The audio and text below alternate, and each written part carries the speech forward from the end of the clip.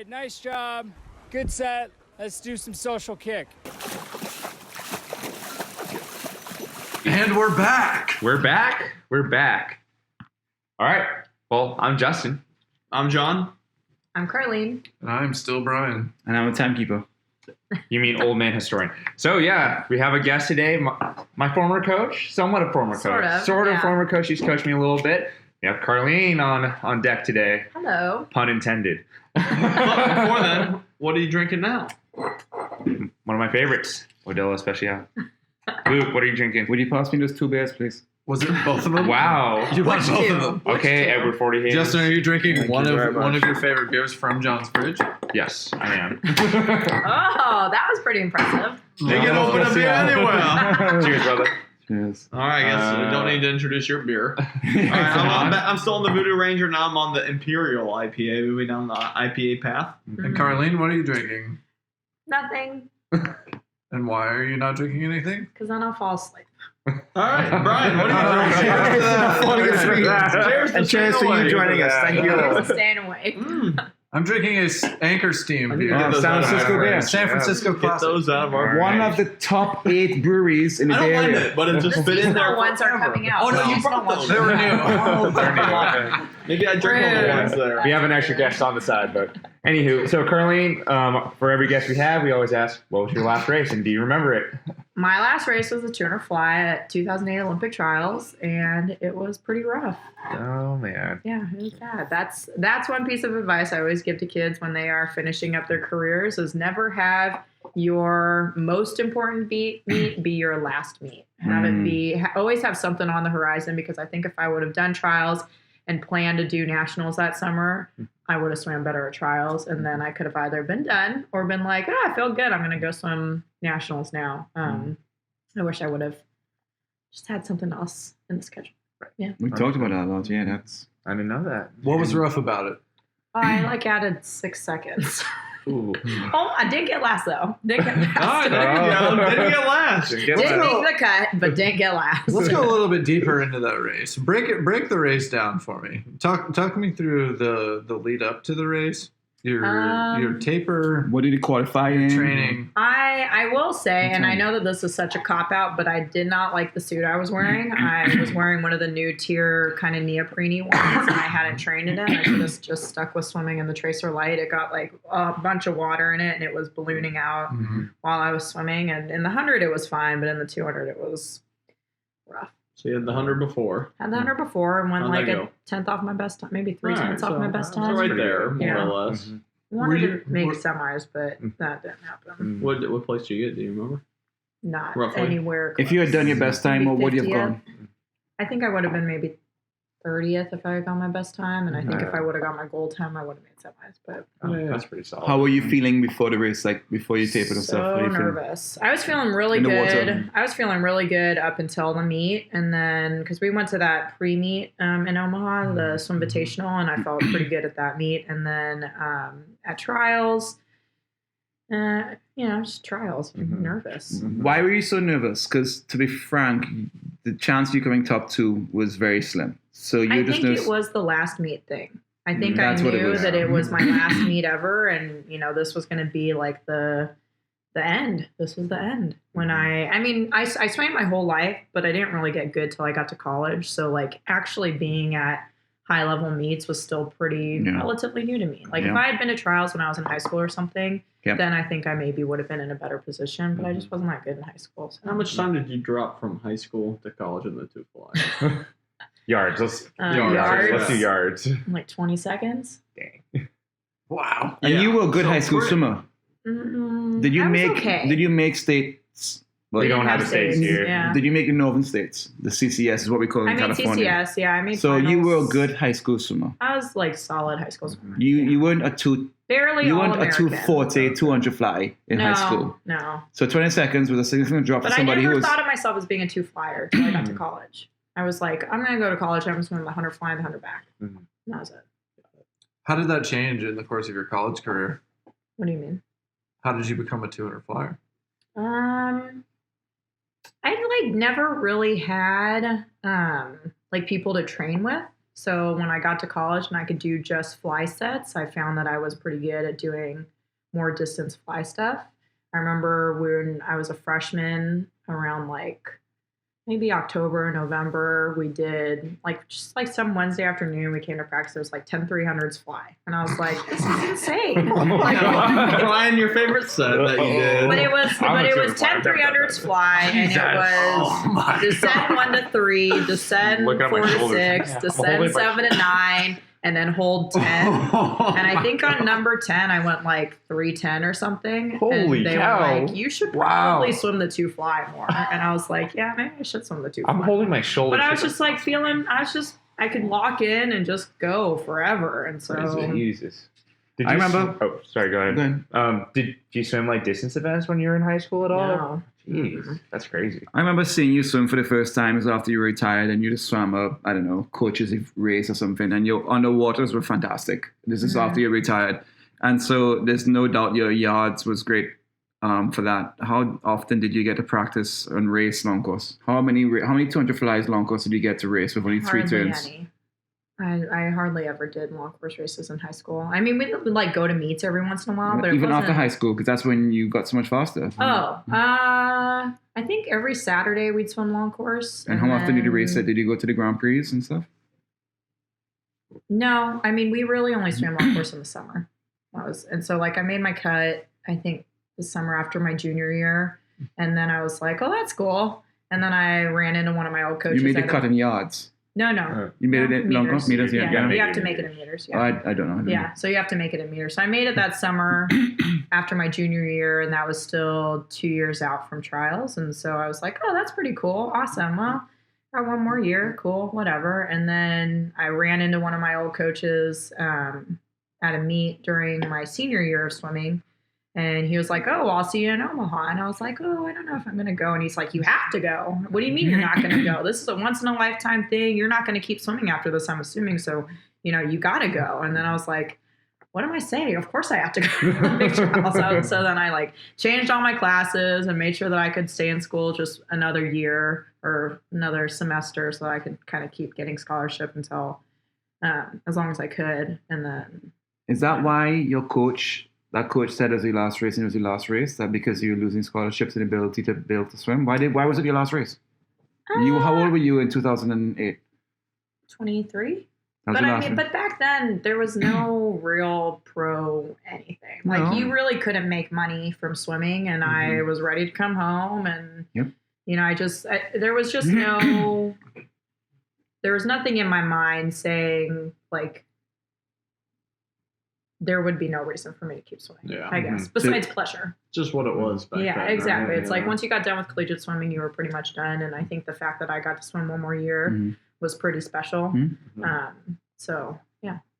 Now that you're still connected to the sport and someone who grew up in the sport, seeing how professional opportunities have changed, especially of late, what are your thoughts about how, at that point in your life, like would that have changed any of your thinking about like your future in the sport, or do you think it would still yield the same outcome?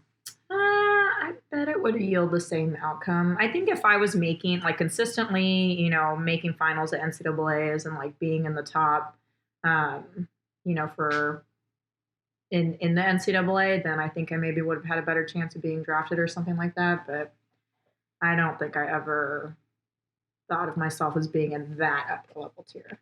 It was just, yeah. What was it like to swim at 2008 Olympic trials, or the first U.S. Olympic trials in an arena outside of Indy within a temporary pool?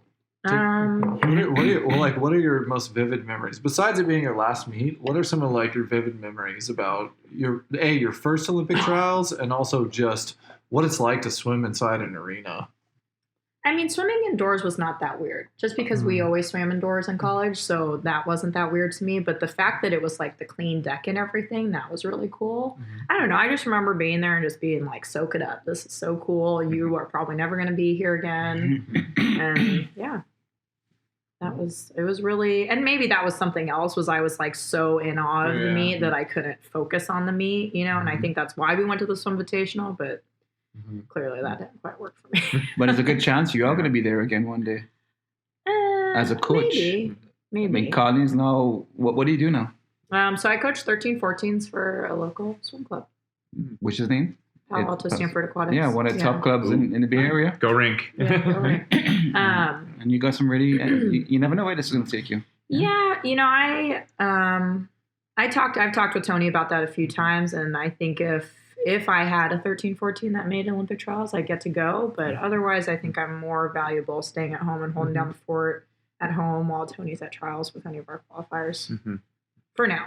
I mean, No, absolutely. while But in the Tony's our future- head coach, but maybe someday.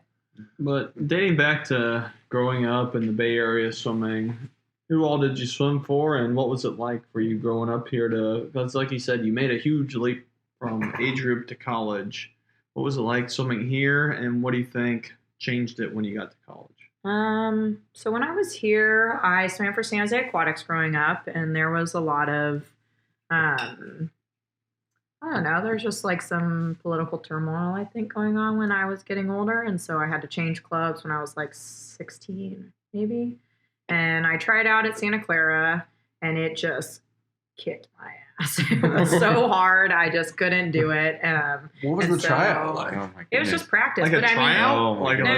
It was just practice. I okay. would like go and do practice, No, but it was feeling it out, right? with Dick Okay. Yokums, and it was like crazy. And I was a terrible puller, and we did so much pulling with the tube around your ankles, not the band, the tube. tube, I'm proud to say. Yeah. So, and I I've just never got seen it. lapped left and right, and I think I went for a week, and I barely made it that week, and I was like, okay, I'm done. And then there was a new team starting out with one of my old coaches, Kathy Manthe, and she was starting a team at Valley Christian High School, and so I went and swam there for my last couple of years. It was a pretty small little team, but but we had some good swimmers there. Yeah. And you got recruited. I mean, why did you make the choice to go in the Mid-East? I was really lucky, actually. The Midwest. One of my It's Midwest, the yeah. Midwest. It's not One the of Middle my- East. It's the Midwest. I tried to like it, but let's go That was a good back. flow to it. No, you're like, oh, crap, what am I saying? Carlene. Okay, Carlene went to Purdue.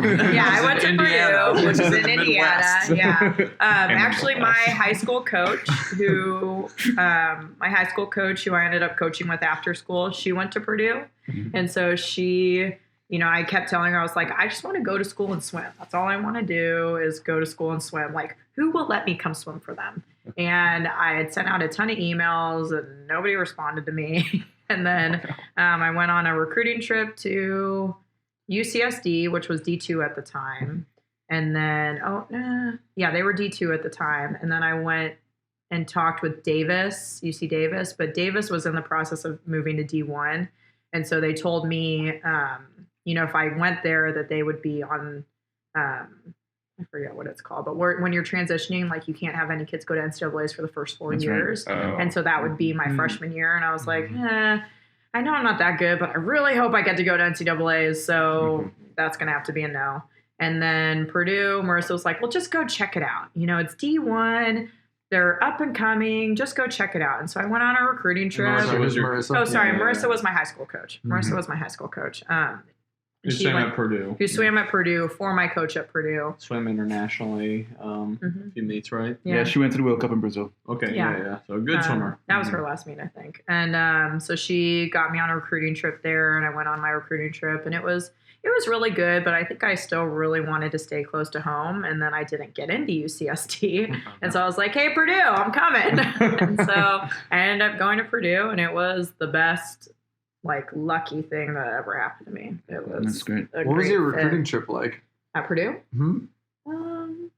Normal recruiting trip. I mean, What does that What mean? does that though? mean? Yeah. I think things I that didn't go on Do you one. remember things have anything? changed I over don't know time, if so like, people don't know. Yeah, what do you remember from your recruiting trip? Yeah.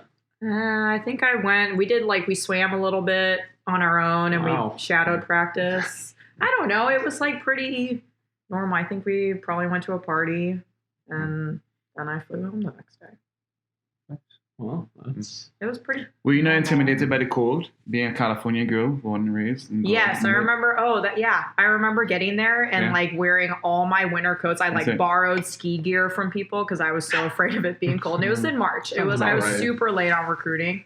And so I went in March and I was like freezing, and there were like girls walking around in flip flops, and I'm like having my hood on and hats and like headbands and gloves and everything. And they were like, "This is nice out." It was like probably like 60. and who was the coach when you were being Kathy recruited? Reidiger. Okay. Yeah, Kathy Reidiger. So one of the few female Division I coaches, right? Yeah. Yeah. So I think she was at Ball State before, and then she was at Purdue for a long time. Yeah. Yeah. So what's the stat like? 8 to 10% of Division I female teams or female swim teams are female coaches. Is that somewhere around there? Does anyone know? I don't know. I think that's It's pretty low. I think it's pretty low. I think that's about. I think I remember hearing that. At So, college. no, 8 to 10%. I haven't updated my Excel sheet. Yeah. You gotta punch it in. Better update the Slack channel. But John, say that again. So I'm pretty sure NCAA 8 women's to 10% of Division I female swim teams teams have a female coach, a head as, coach. as the head coach. Sorry, As a head this is coach. repeat that. Division 1, you said, Yeah. right? Division I. And that's- of the total teams in the NCAA and D1 NCAA, what percentage of those teams are female? Because there are way more Division I women's they're teams listed than the there head are. coach of both. No, I'm saying like there are way more Division I There's even female more female, teams. so that but Even with less title, coaches. title. I wonder how Right, many 9. teams Yeah. there are from it. Maybe 100. Just throw out a number. You think I there's think less? more than that. More Oh, than you think- that. okay. There's a Yeah, lot of more than Division 1 that. schools out there. So whatever, we'll say 150 and Actually, 10%. I don't think that it's greater than that. Well, No, okay. I think it's about 100. Let's just say 100. Really? So Yeah, I you're, really do. Maybe I'm so thinking 10 Division 3, female that's why. coaches, or Even or Title female. IX doesn't have That's Insane. so Yeah. small. Yeah. It's right? so 100. small, Yeah. but in Division One, Yeah. I'm not shocked. I'm not shocked to hear that. I mean, I don't agree with it, but Yeah. But is it because but you're I'm not shocked to hear it. like that? You can't name the coaches. You're not shocked, or that you're not shocked that That's the number. that's just how it is. Both. Yeah, because you're on the sport, you know the elite coaches, right? Are Yeah. there- Right. So it's How many female coaches UCLA. coach a men's NCAA team?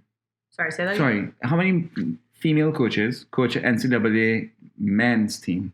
Like in One. Division One. Nobody coaches just men's, Yeah. but there are combo. well. Aren't There's there one. combo? Yeah. Miami, Ohio had a combo men's and women's program where it was a women's head coach, but I think that was rare or the only one. That's ASU good to hear. for a little bit when Dorsey was there. Oh yeah. Yeah, ASU? University Yeah, of Pacific ASU now. was there. Okay, Yeah. so Who's the coach at UOP? I forget the name of the lady, but she is, I believe it's a lady head coach right now for a combined team. At UOP? Yeah, Right now? I believe so, yes. anyways, it's very Mm, rare, don't know. right? Let's be honest, it's very rare. And did that impact you in any particular For your way? choice? Mm-mm. I mean, you What- talked about your choice and how it was largely driven by opportunities. So I Oh. did not go out there seeking a female coach. okay. I had pretty much always had male coaches my whole life. But it never really. Did you want to make registered with boilers? me. Yes, I did. That's why you My did. number one. But being a female coach now and looking upon your swimming career, Right. considering the fact that you were coached in college by a female and the rest of your swimming career had been coached by males, what do you think? Were there any differences and were there any like benefits or detriments to either gender in your coaching, like in your swimming career?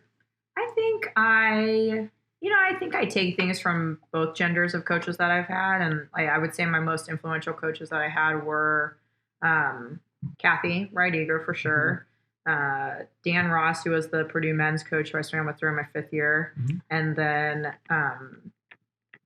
Gordy Smith, who was I think he was my 11-12 coach, but I try to structure my demeanor off of Gordy and more of my culture building off of Kathy, and then more of my training off of Dan.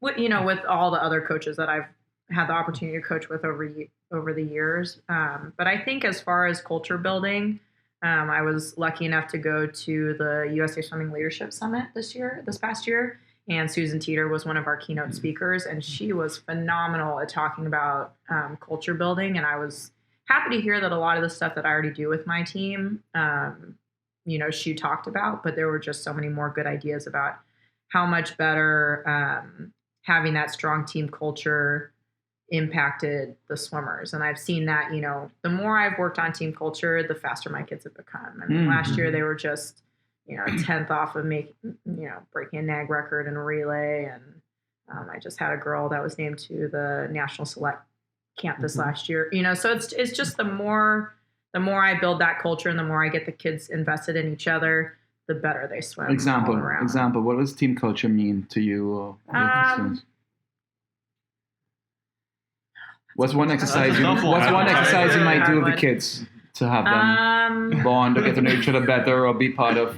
I mean, we do normal team activities. We do, just go to laser tag. Like all the kids are at laser tag right now. But right now? Yeah, right now. Yeah, they're at laser tag right now. Laser tag without coaching influence. Yeah. That's kind of what I was kind of getting at. Yeah. Like it's outside of the the time. Well, so we have group captains. 3 times a year we nominate group captains, and they're responsible for organizing any team 13, activities. 14. Yeah. And so they put together this little team activity. You told me about one of your favorite sets that you did recently, and you put on Instagram. Talk about that set. I was very impressed with it. So we each lane was a team. And the team's goal was to score points. And so the kids, I gotta remember. The kids. There's a goal times you set for them. Oh, yeah. Right? No. So there's their own goal time. So they have their own goal times that they have. And they need to know, for 200, if your goal time's a 2:08, maybe you go out in a 30 and then you go 32, 33, 33. Mm-hmm. So your goal for, let's say that's 2 back, your goal for that first 50 of backstroke is a 30. So you got to go 30 to the feet from a start, and your teammate is timing you. But your teammates in your lane have to know what your goal time is so that when they get your time on the stopwatch, they have to tell me if they scored a point, if their teammate scored a point before they tell their teammate their time. And so it was really good to get the kids invested in each other's success. They knew what their teammates' goal times were. They knew what they had to go to score points. If you did a 50, it was worth 1 point. If you did 100, it was worth 2 points. And if you did a 200, it was worth 3 points. And that was as high as we went. And so they either had to hit their 50 goal pace, their 100 goal time. So not necessarily a best time, but a goal time, their season goal time. And then, they're 13, 14, so they can do that kind of stuff in practice. And then their 200 goal time in practice off the blocks. And so, there were so many times that I heard kids coming in and be like, they tell me, oh, yeah, they got, they only got, or they didn't get any points that time. The kids would be like, oh, what'd I go? And they'd be like, oh, you went, so-and-so. But what's your best time? Oh, so you went a best time. You didn't quite make your goal time, but that was the best time. That was a lifetime best time. So hearing them talk to each other and kind of coach each other on, how fast they went and how close they were and being excited for them. Even if they didn't necessarily score points for their team, they were still excited. Like, you just won a lifetime best time in practice right now. You're the 4th effort off the blocks. How did that make you feel to see that? It was great. It was, it was pretty hands off for me. And it was nice to be able to watch them. As the set went on, they got more and more and more excited. Is that rare in age group swimming? Because that sounds something similar to what I saw in college swimming, where we all knew each other at times and we push each other and went for each other. But in age group, I didn't do that much in age group. It was very self-centered, or coach-driven, I should say, not teammate-driven. I don't know. I can't really speak to groups that aren't my group. Comparing to our own experiences, do you remember doing something like that when you were in age group, Brian? Peer accountability. Yeah, absolutely. Yeah. I think there was actually more of it in college, but there was a lot of peer accountability stuff. That's great. Group. I can remember, the most vivid memories are actually from dryland type of exercises. But I can remember my friends knowing my goal times going into meets back to when I was 12 years old. Yeah. Wow. And the more you have that, the more you have team culture, like you're saying, faster you guys go. You remember how old you were when when you would make posters for each other, or that kind of thing that you'd hang up in your hotel room if you went to an away meet when you're 12 or 14. It's that kind of age bracket that I think there's a lot of that from the age group period is a really interesting developmental period for, just like humans in general, but also as swimmers, in that you gravitate from, okay, so like maybe some kid who was just growing faster than everybody else. Totally. Yeah.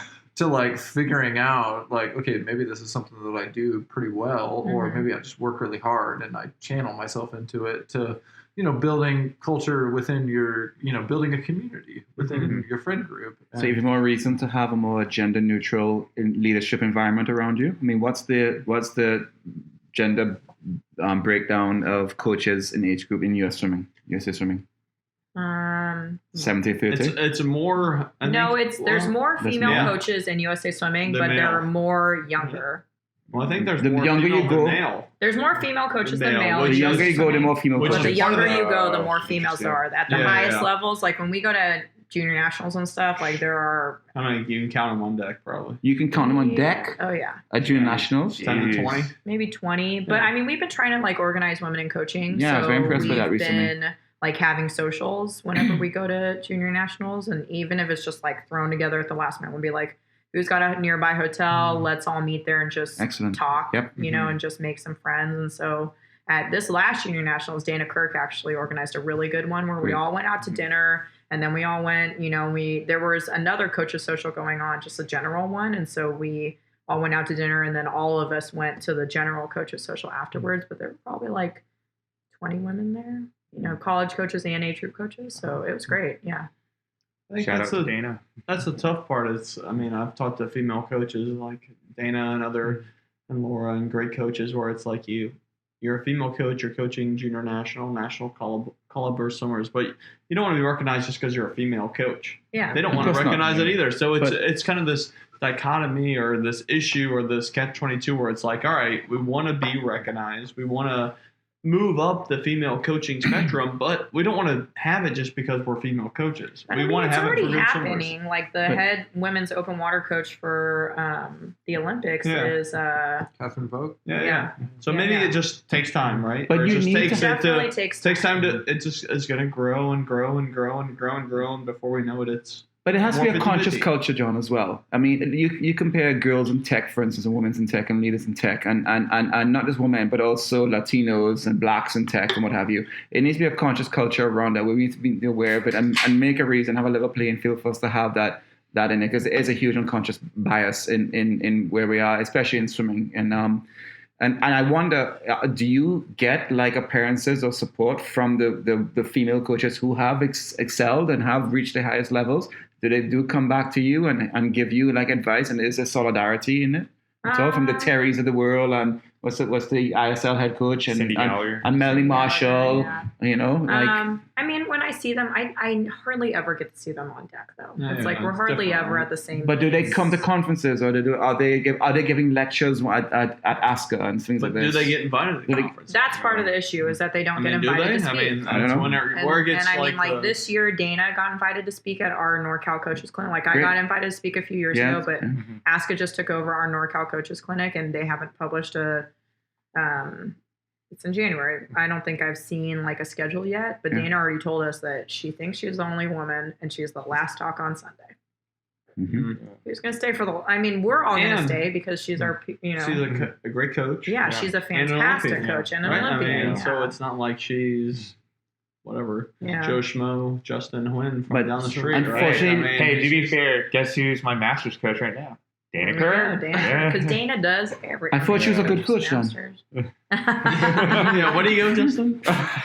No, but it's You beat me right it's a now. shame that we need to talk about her credibility.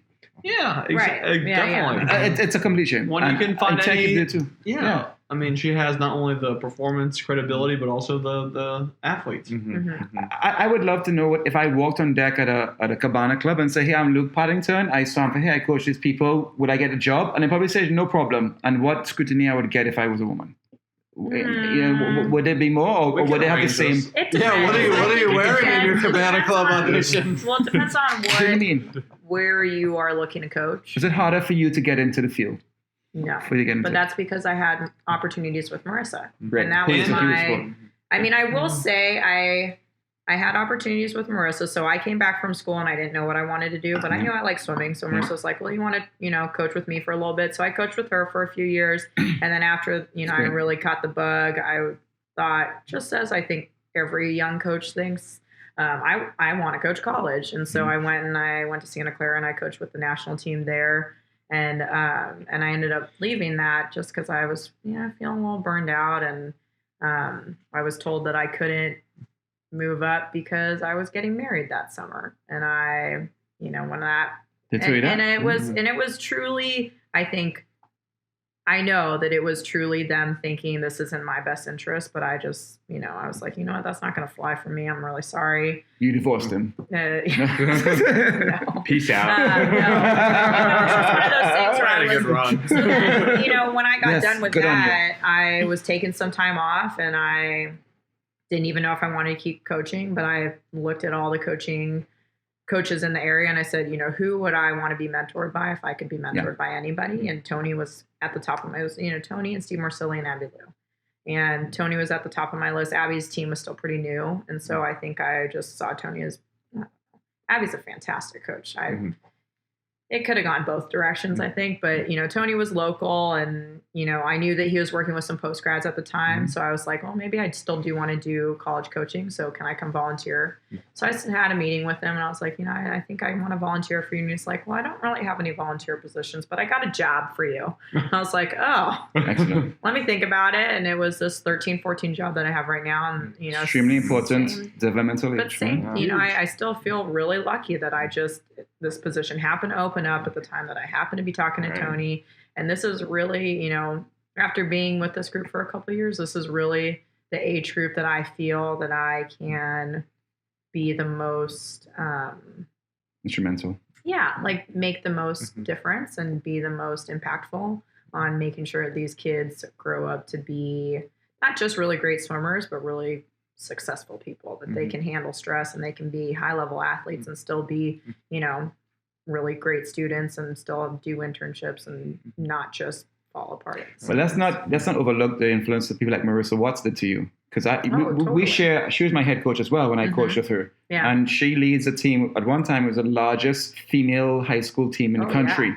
And she empowers these young women to be whatever they want to be, no matter who you are. Yep. And she fights against a system that is huge against her, and she does well. And that was an environment that was hugely influential to this day. And I think both of us got that from Kathy, because we both got coached by Kathy. That's and right. And now she is doing pretty much the same thing at Purdue still. She's not coaching anymore, but she is the academic athletic advisor, where she is working with all of the athletes at the school to help them transition into real life. And it's, it's very impressive, the program that they put together. So as a former elite swimmer and a now club coach at an elite program, what are some of your influences for how to become a better coach and how to gain advice from or seek mentorship or gain influence and to make yourself a better coach? I guess I look at it from like, what problems am I having right now? And then how can I fix that? That seems so basic, right? But it's, my kids are really bad at their underwaters. Well, I'm going to go online. I'm going to look at what Russell Mark has taught, and I'm going to go online at Swim and see if, anything's on there. I'm going to go on the Race Club and see if, Gary Hall Sr.'s put anything out. I'm going to send all that stuff out to the kids, and then we're going to have a meeting about it, and then I'm going to ask Tony about it, and then I'm going to call Ab. I tend to do stuff where I do research on my own, where like I can ask a lot of stupid questions to the internet and nobody's going to protect me. And then once I kind of think I've got my bearing about it, then I'll go out and start asking people. But Tony has been one of my best. Tony who? Tony Batis. Sorry. He's been one of my most influential mentors. He's really good at, helping me, not necessarily just giving me the answers all the time, but helping me think through to the answers. And then, when I'm a little bit uncomfortable, he's good at pushing me outside of my comfort zone. And that's something he always tells me is, go talk to somebody who you don't agree with, and maybe they'll open your eyes, or maybe they'll just say, no, I think I still believe what I believe in. But you got to go to a pretty big meet this year. Yeah. I got to go to the World Cup in Berlin. That was super cool. that was a meet that, yeah, I've never been to a meet like that before. I mean, it was as close to Olympic trials, I think, as we could get, which I think is important. I think that's one of the reasons we have such a low best time rate at Olympic trials is because it's so unlike any other meet that any of these kids has ever gone to. And they made it a little bit better, I think, this past year at Junior Nationals. But yeah, it was cool to see all those swimmers there. But you took that knowledge and you gave it to your kids. I saw it on your Instagram where you were like filming some bits of the legs and you were like highlighting and showing some stuff. But so it was much. great. They follow that though. That's what their language is speaking. You convert to that language. You show them things that they may not have realized, but it's watching your guys. Look at this guy's underwater. Look Just at how he little does this. things, And you were fantastic using the medium they understand. So that's I'm glad you kudos. watched it. Yeah. What do you Luke think follows it all more than me. Let's be honest. I'm a fan. So. What are you gonna say, Brian? Well, what do you think is the most important thing about like the reason behind bringing your group to a World Cup meet? That's a big meet. Even as a college swimmer, I didn't go to World Cup meets. So as a developmental swimmer, like having access to that level of swimming is huge. Yeah. What do you think was the most developmental? Like, what was the driving purpose behind doing that? It's to get the kids, to go somewhere else and have the opportunity to learn about another culture. We do culture trip first and then we do swim meet second. And I think that that's pretty purposeful that we go and we walk a ton and we go to all these different landmarks and then they got to turn around and they have to perform because a lot of these other athletes are coming off of another World Cup stop or whatever. And they're, they've been away from home for 2 or 3 weeks. And to show these kids that you can miss a week of school, you can get some culture, and then you can turn around and you can still swim fast, and you can come home and not have to miss practice to stay ahead on school. It's these kids have to earn the ability to go to these meets. They have to be winter juniors or above and have to be pretty solid in their school so that they can go, and then their families have to agree to let them go.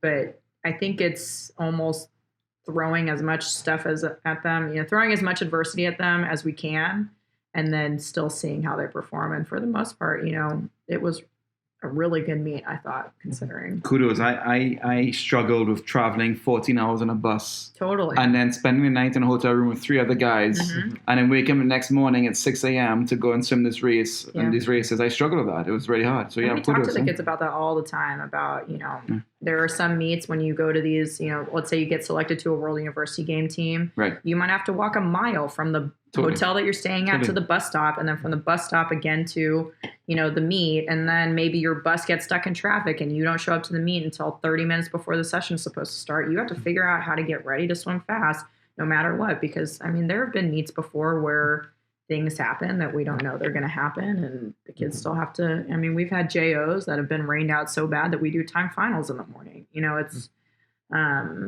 Tell them the story about when I was trying to make the Olympic team in San Juan, Puerto Rico, and I had to the elevator with the dorms were in broke down, and we were on the 19th floor. Oh so my gosh! We had to go up 19 floors every day before heats and finals. Yeah. And I blamed that to not making a team. That's not why I didn't make a team. I wasn't fast enough. Tell them about this. But I couldn't deal. That's all that was on my mind. I couldn't deal with adversity, and so I was. That's the big thing. It's kudos. You can blame it on a million different things, or you can take responsibility and make it happen anyways. That's it. Kudos. I think one interesting thing is, I remember talking with Braden Holloway from NC State about this, about getting the kids engaged and more involved in it. And I think you do it in many different ways that you don't even realize. But one is with the newsletter that you send. How do you try to get kids engaged in their own learning, their own engagement, their own motivation? You already talked about it a little bit with the set that you do. These are teenagers, man. These are 14-year-olds. How do you get 13, 14s? Yeah. How do you get to them engagement-wise and things like that? I think a big thing is just being really transparent and honest with them. I lay everything out and I put out all the expectations for both them and their parents. I have I know it seems super long, but it's like an 8-page junior group packet, and it's more or less a manual. So if people are asking me questions that are in the packet, I'll just say, go read the packet. Who's that for? Everybody. But who's it really for? The parents. Exactly. Right? So you're taking care of the parents there. But you know what? But that's the big things, because if you can get the parents to buy into what you're selling, they will make the kids buy into what you're selling. But if, it's that triangle of communication, it's making sure that everybody knows that we're all on the same team. It doesn't help me to have your kids swim like crap. It doesn't help me to make your kids feel terrible. That doesn't make me feel good, and that doesn't enhance my life or, you know, progress my career if we're looking at it from a purely selfish point. What does the triangle mean? Is that parent, swimmer, coach? coach? Okay. Yeah. So keeping that triangle of communication flowing, especially with teenagers, because the flow from coach to swimmer to parent is not always straight. And so, you know, you might tell that kid, oh, I think you could go faster on that one. And then the kid goes home and tells their parent, Carlene said I was swimming so slow today. Or Carlene says that I'm not fast enough, or whatever. You know, what they hear is not always what you're saying. And so making sure that you are reinforcing to the parent your intentions and explanations. And I tell the kids all the time, if I tell you to do something and you ask me why and I can't back it up, then I need to back up and, you know, figure out why I'm telling you to do that. But it's asking them to hold me accountable so that I can turn around and hold them accountable at the same time. How do you manage the conversation with the parents? It's usually in-person meetings. If they have to email me more than once or twice, or we are emailing back and forth more than once, I usually just tell them we're going to set up a meeting and we'll do an in-person meeting at the pool. But I try to be very, depending on how much time, you know, I think the parent's putting into writing me emails or whatever, I try to reciprocate that. How often are you proactively meeting with them? The parents? Mm-hmm. I wouldn't say it's super proactive. It's usually if things arrive with their kids, then I'll ask them to set up a meeting. But At 14 years old, my coach was always fighting my mother to get Luke to come to practice. And because I had exams in school, you're at a unique system. Not because Luke didn't want to come to No, practice. I want to go to practice at 14, big time. I loved They're it. in school? But and so to your situation, you're at PASA, you're at Palo Alto Swim Aquatics, you train at Stanford Pool. Now your kids go to Pali, go to Gunn. These are feeder schools for Stanford. You swim at the Stanford Pool very often. The pressure in the academics at age 14 and 15 is tremendous, especially that in the environment and culture there and you're in Silicon Valley. How do you overcome those obstacles with the communication? More than just, just to get into practice. We need both inputs here because Justin grew up here. Yeah. Right? Yeah. About how it all goes. Swam for Carlene a little bit here and there when she would fill in. I remember one time I did a talk for your group that one year, and one thing I talked about for them was just kind of creating your own sort of success and defining your own success. Because I think you're in the middle of your gap year. Yeah. You were like, I need to take a break. And it was fine. Yeah. I mean, these kids have like such a narrow view of what success means. It's opening them up to... And, you know, I was pretty honest with them because, you know, I wasn't a great swimmer. I just loved swimming, though, and it just came out of a pure passion and joy. And that's the one thing I told them, is like, don't do it because you have to. Do it because you want to do it for the long term. I think, you know, you definitely empower the kids to do that because, you know, I think about the kids who are in Tony's group who were in that meeting a few years ago. So that was 2015. So there's still a few kids. Sloan, Sloan Reinstein, I think, might be the only She's child. probably the last one. Yeah. Probably the last one. Paige Gambetta. And shout out to those kids. Paige was not there at that time. Yeah, Sloan was definitely in that. Sloan was there. Sloan, and then everybody else graduated. Yeah, but you know, what was it about them? So it was just kind of like, you know, swimming comes in many shapes and forms, and it's not just, you know, you go to Stanford and so, you know, there's Division III, Division II, and Division I, and wherever you go, you're always going to find some form of high-level swimming that's going to surprise you in that situation. But also, you got to remember at the end of the day, you're going to school you're a student athlete. You know, you're a student first, so you go there, get your education, doesn't matter what happens. Then you're an athlete, but you got to be passionate about what you're doing so don't waste someone else's, you know, coach's time, your teammates' time, and you got to be influential to other people around you. And actually, a bunch of those kids ended up, you know, figuring out their own success, and you know, a lot of them are student athletes in college. But I think the biggest turning point for the kids in our group is when they learn how to start making the right decision when it's not what they want to do. You know, it's making the right decision when it's not necessarily what you want to do. And I think that's where, you know, taking a step back and looking big picture for them is helpful. I mean, we talk a lot about process goals and breaking things down in manageable pieces. And, you know, I think when the kids, you know, they have 3 hours of homework in this class and 3 hours of homework in this class, and, you know, they got 6 classes, each one with 3 hours of homework every night or every other night, that can seem super daunting to anybody. And so talking to them about how to manage those things of, you know, maybe you are more productive at night than you are in the morning. maybe you need to get up and go to morning practice on Tuesday and then take Tuesday afternoon off to get ready for your test on Wednesday. Maybe that's do you give them that flexibility or that understanding? So we offer 8 practices and they need to come to a minimum of 4. We average about 6 to 7 per kid. But if they're, if they're having a really hard time, really it's minimum of 4. And that's still 10 hours of practice a week. Right. You know, so That's a lot, yeah. Yeah, the one thing about me is there's coaches I like, and then there's coaches I really respect. And the reason why I respected you is because you're like constructively honest. You're very constructively honest. Sometimes, I was like, I remember like you would coach us and I'd be like, oh, she's like really right about certain things. So I'm like, and I'm like, Carlene, you got my thumbs up. Thanks, Justin. Appreciate that. But it's very hard to get my respect. There's a lot of coaches I like. Again, like I was saying, there's coaches I like, oh, cool. And then just to get my, the one thing the kids that, that come up in your program, especially the 13, 14s, they learn how to be honest with themselves. And that's something I took away, especially during that gap year. I'm like, okay, I got to learn to be honest with myself and set a correct expectation and not like this far-fetched expectation or a low expectation, but find the middle ground. I think that's something you do a really good job of. Yeah. Based on that, based on that and the fact that Justin's a male swimmer swimming for a female coach, and we talked earlier about the fact that there is a, let's say a shortage proportionally to the number of female coaches in USA Swimming compared to males at the age group level.